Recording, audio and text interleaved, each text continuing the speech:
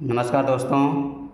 आज हम आप लोगों के सामने इस वीडियो में जो हम अपने दैनिक जीवन में रोज़ाना बोलते हैं कुछ सेंटेंस, तो हम देखेंगे इनको हम इंग्लिश में कैसे बोल सकते हैं, है ना।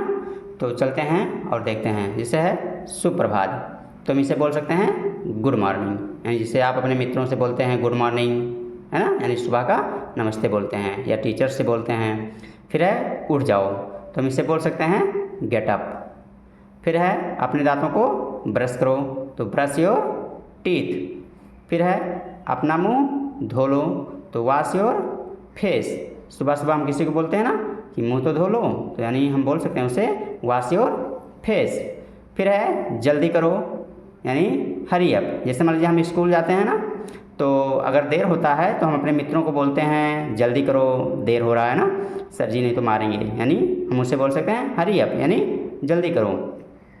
फिर है नाश्ता कर लो, यानी हैव ब्रेकफास्ट। फिर है इसे साफ करो, यानी क्लीन इट। जैसे हम बोलते हैं मेज है या कुर्सी है, तो बोला जाता है ना कि इसे साफ कर दो, तो बोल सकते हैं हम ही क्लीन इट। फिर है स्कूल जाओ, तो हम बोल सकते हैं गो टू स्कूल।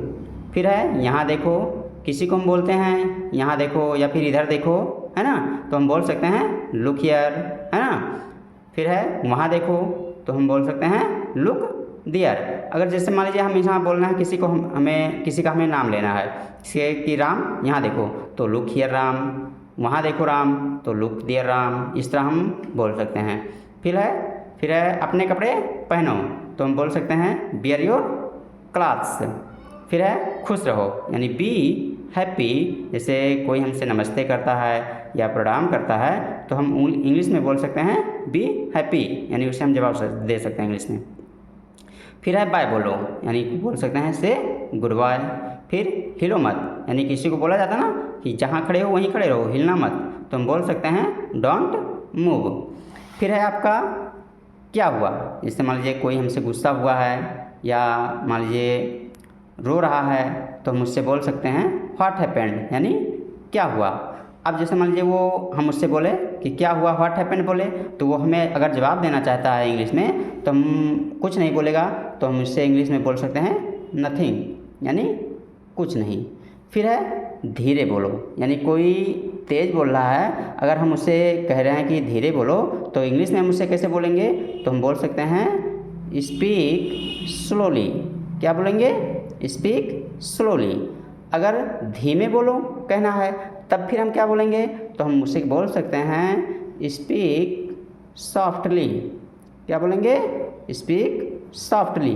अगर बोलना है कि ज़ोर से बोलो, है ना, किसी को बोला जाता है जैसे धीरे कोई बोलता है तो सुनाई नहीं देता है, तो हम बोलते हैं थोड़ा तेज़ बोलो या ज़ोर से बोलो, तो हम बोल सकते हैं स्पीक अलाउड। क्या बोल सकते हैं, स्पीक अलाउड। या फिर तेज़ी से बोलो, तो हम बोल सकते हैं स्पीक क्विकली। क्या बोलेंगे, स्पीक क्विकली। किसी को बोलना है कि जूते पहन लो, है ना, बोलते हैं कि जूता पहन लो या सैंडल पहन लो, है ना, तो हम बोलते हैं, तो उसे हम बोल सकते हैं पुट ऑन द शूज। क्या बोलेंगे, पुट ऑन द शूज। अगर हमें बोलना है कि जूते उतार लो, तो हम उससे बोल सकते हैं टेक ऑफ द शूज। क्या बोलेंगे, टेक ऑफ द शूज। फिर है दिल पे मत लो। जैसे मान लीजिए हम अपने मित्र से मजाक में कुछ कह देते हैं, तो गुस्से में हो जाता है, तो हम बोलते हैं ना, अरे यार आपने दिल पे ले लिया, हमने तो ये मजाक में कहा था, है ना। तो उसे आप इंग्लिश में अगर बोलना चाहते हैं, तो आप बोल सकते हैं don't take it to heart. Don't take it to heart. फिर है दिमाग से काम लो। कोई चीज़ है, अगर वो काम कर रहा है, अगर अच्छे से नहीं कर पा रहा है, तो हम बोलते हैं अरे यार दिमाग से काम लो, दिमाग से काम करो, तब फिर वो हल हो जाएगा, है ना। तो हम उससे इंग्लिश में बोल सकते हैं use your brain. Use your brain, यानी दिमाग से काम लो।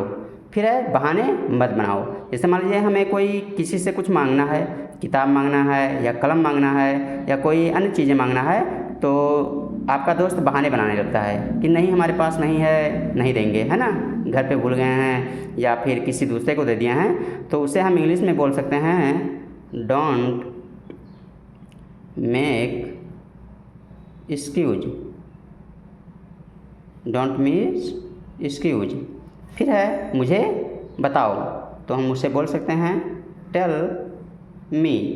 फिर है मैं भूल गया, जैसे मान लीजिए कोई चीज़ आपसे कोई पूछ रहा है तो कहते हो नहीं यार मैं तो भूल गया, तो उसे आप इंग्लिश में बोल सकते हैं आई फॉरगॉट। क्या बोल सकते हैं? I forgot. तो ऐसे वर्ड आप अपने दैनिक जीवन में रोज़ाना यूज भी करते हैं और बोलते भी होंगे, तो इन सभी को हम इंग्लिश में बोल सकते हैं। तो वीडियो आपको अच्छा लगा हो तो लाइक करें, शेयर करें, कमेंट करें और आप वीडियो पूरा देखें। जब आप भी आपका वीडियो जाए आपके पास तो वीडियो पूरा देखें और इसे अपने दैनिक जीवन में ज़रूर बोलें। धीरे धीरे जब छोटा छोटा वर्ड बोलेंगे तो आप बड़े बड़े वर्ड भी बोल जाएंगे। अभी आपके पास छोटा ही वीडियो हमने डाला है, इसके बाद धीरे धीरे बड़े वीडियो भी डाले जाएंगे। तो तब तक के लिए गुड बाय, मिलते हैं अगले वीडियो में कल।